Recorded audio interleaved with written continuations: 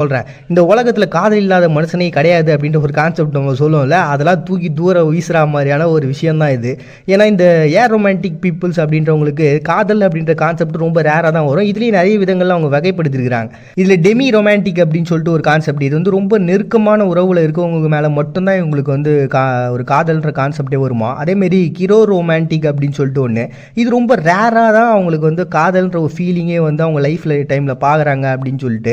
And அஃபோதி romantic அப்படின்ட்டு இவங்களுக்கு காதல்ன்ற கான்செப்டே வாழ்க்கையில் பார்த்ததே இருக்க மாட்டாங்களாம். ஸோ அப்படிப்பட்ட பர்சனாக இருப்பாங்களாம். அண்ட் ஏகோ ரொமான்டிக் அப்படின்னு சொல்லிட்டு இவங்களுக்கு இந்த மூவிஸு சித்தரிக்கப்பட்ட விஷயங்கள், இப்போ படங்கள், ஒரு நாடகம் பார்க்கும்போது அதிலலாம் அவங்களால அந்த காதலை வந்து ஃபீல் பண்ணிக்க முடியும், உணர முடியும். பட் ஆனால் அவங்களுக்கு ரியல் லைஃப்பில் அந்த காதல்ன்ற கான்செப்டை அவங்களால உணரவே முடியாதான். அப்படிப்பட்ட பர்சனாக இருக்காங்க. அண்ட் ஆரோட்டிஸ் அப்படின்னு சொல்லிட்டு ஒன்று, இவங்களுக்கு வந்து பார்த்திங்கன்னா நறுமணம் இருக்கு இல்லையா, ஸோ அந்த ஃபீலில் மட்டும்தான் அந்த காதல்ன்ற கான்செப்டே உருவாமல் மற்ற டைமில்